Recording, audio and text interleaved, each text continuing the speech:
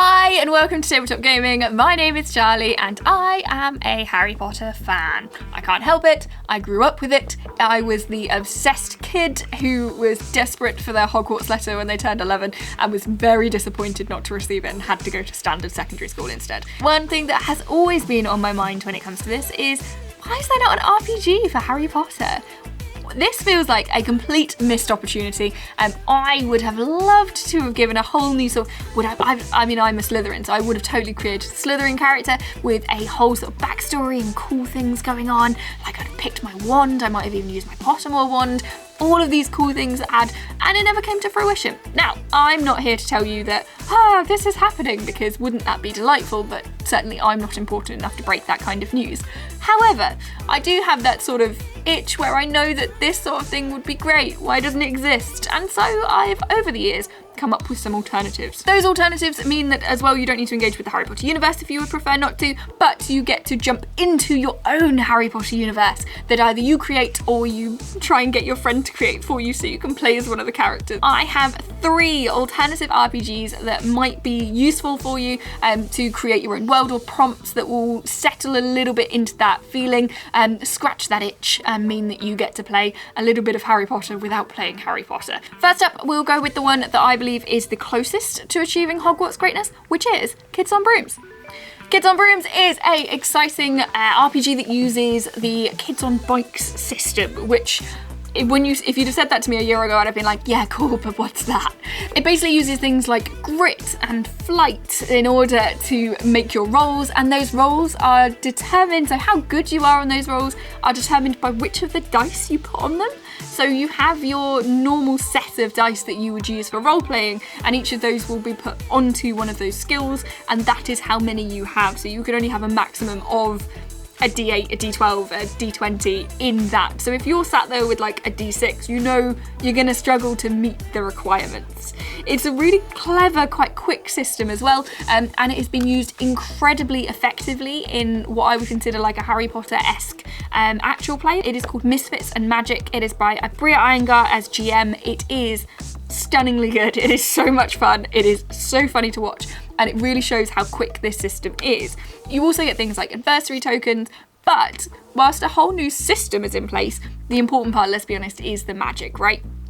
So this sets you up more to be going to school. So you will have a schedule, you will have classes that you need to attend, and if you don't attend them, you might not get the increase in magic or increase in abilities that you get if you don't. So you need to balance your adventures with making sure you're still attending school at the right time. It isn't Harry Potter specifically, because it couldn't be, that's not what this stuff does, but it does give you a really nice way of doing so. You can find familiars, you can find wands, all of the good stuff is in here. If I was to give an argument, the only argument I would perhaps give is that it does play a little bit young. It is designed for younger audiences, so I could easily get my nieces involved in this to be like, hey look, come on, look, we can play this all together, and then use it as a gateway into being like, hey look kids, I've now got you hooked on Harry Potter. Or RPGs, which is the main goal, to be honest. But I could very happily, and have seen done, create a very good world out of this that gives me all of the Harry Potter goodness, all of that magic that I'm trying to get when I want the Harry Potter goodness in Kids on Brooms. It's a great shout. Now my 2 other ones that I'm going to talk about are D&D related or use 5e.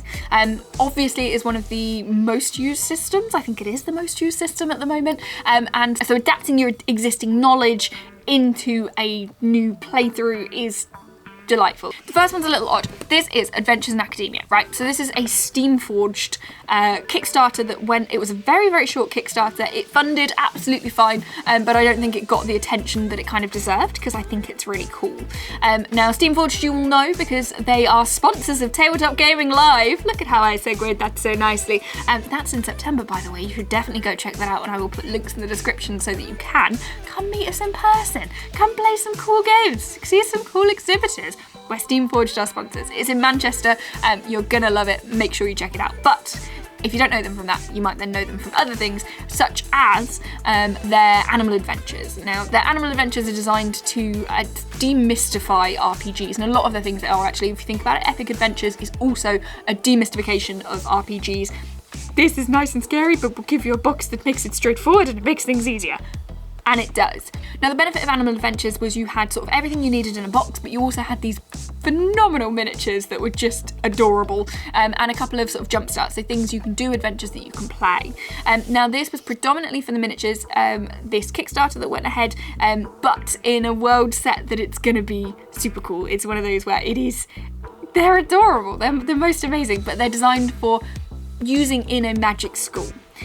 Now there'll be sort of like extra little bits and bobs, extra little games you can play through that are more specific, and I hope they expand this range to include campaigns and such, but for now it is mostly miniatures, but these will help your game, and I can tell you why, because they are so adorable. Now, this is the pre-Kickstarter box that they sent me just to show me what the miniatures would look like, and I am obsessed. They are so cool, but they do require a little bit of poetic license if you're going to use them strictly for a Harry Potter themed one, but that's not difficult. We know what we're doing, we understand how magic works, we can make this happen. So look at this little guy. He's just a little professor with his little hat on. How cool would he be? He could even be your evil guy. I think that's how we should do this now. Right, the dog is evil. And we can keep going through for quite a few different ones. We have a similar style owl. So if we take a look at that, fount of full knowledge, that little owl there, they know what they're doing. Looking distinctly magical with their delightful hats. Now it does also give you different options for housing, so you haven't got to stick to Gryffindor, Slytherin, Hufflepuff, Ravenclaw, but you can if you wanted to. It all depends on how far you want to take it. So you also still, in this one, will use your different classes. So depending on what class you are, depends on where you'll be headed, in terms of like which house you'll then be in. So it is something to consider if you are, so let's be honest, I always choose a rogue. I think the rogues are the most fun. I'm a Slytherin character. That would be great if I could portion that into there, but then, do you know what, we're homebrewing anyway. If you need to change it, you change it. Speaking of which, look how dashing this one looks. I will show you just a few more, just because honestly I think these are stunning and I'm utterly obsessed with them, and I just want to show them off, and this is a good excuse to do so, but be sure to check it out. They are doing late pledges as far as I'm aware, and it will come out later this year. Look at the little satyr in his wheelchair as well. Look how cool he is.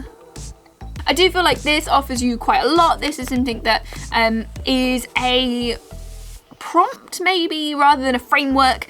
So Kids on Brooms gives us something very structured. It is this system, it is this manner, and you are going to do it by this. You need to fill in this to know what this is, and whilst it prompts you, like it gets you to do the work and you to create the world, it's a structure. It takes you through, it's a campaign, it's a setup for a campaign.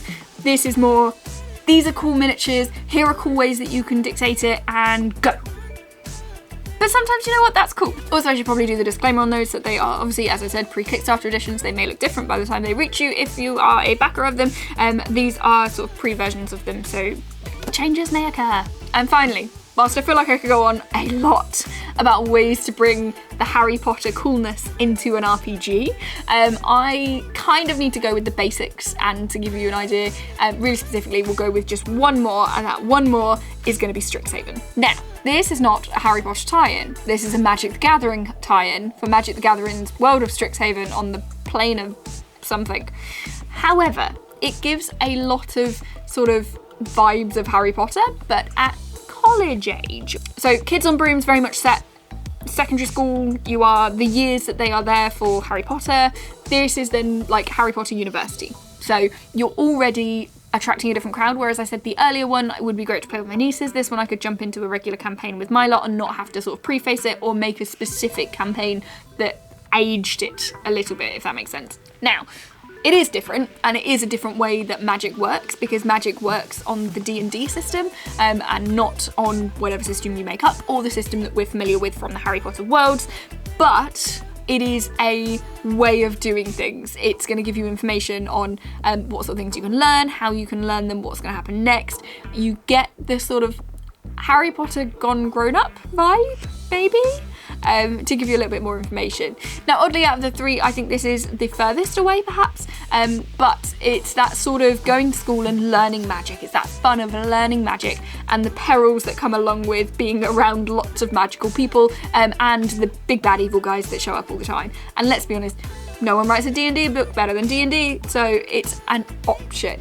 Now, as with most D&D books, it is comprehensive in cool stuff that you may not have thought you needed, whether that's down to sort of orientation tests, or how you get to know your peers, or ways that it's run, or the maps, or the way it looks. This gives you a solid setup for a cool running campaign that you can keep going for a little while. So that's why it's on the list. And magic! Learning magic! Who wouldn't want to learn magic? So there you have it. If I were to launch into a Harry Potter themed RPG, I feel like I would do the Kids on Brooms system and method of doing things with the miniatures from Steamforged, and then maybe age it a little bit to bring it up in line with Strixhaven. So there's really something to be taken from all of them. Again, they're all focused on learning magic, which is the cool stuff. So that's the reason they're on the list. Now, if you have any more, to be honest, I have tons more, but I've had to rate myself in. If you have more that you would use or have used, have you done a Harry Potter RPG, please, Harry Potter themed RPG, sorry, I should say, please do let me know. Let me know what inspired you. Let me know what changes you made, whether you added in any rules specifically, whether there was cool things that you did, what your campaign was. I cannot tell you how much I would love to read it in the comments. So please do let me know. Please do pop them below. I cannot wait to see them and to get inspiration from what you guys have done, because that's where we're at. Now, you can find out more about us, more from us, get more cool stuff, not all of it Harry Potter related, but a chunk of it could be. Things on RPGs, board games, war games, miniatures, over on our website at tabletopgaming.co.uk. Now, I'll pop a link in the description. Make sure you go to that and check it out, because there is tons there. News, reviews, features, newsletter you can subscribe to, games that you can pick up, mystery boxes you can take a look at, advent calendars you can check out. That Tabletop Gaming Live that I said about that's going to be amazing in September, that's over there too. So be sure to go check it out, and then let me know what you felt about it in the comments below. Hit subscribe to see more from me, and thank you, as always, so much for watching.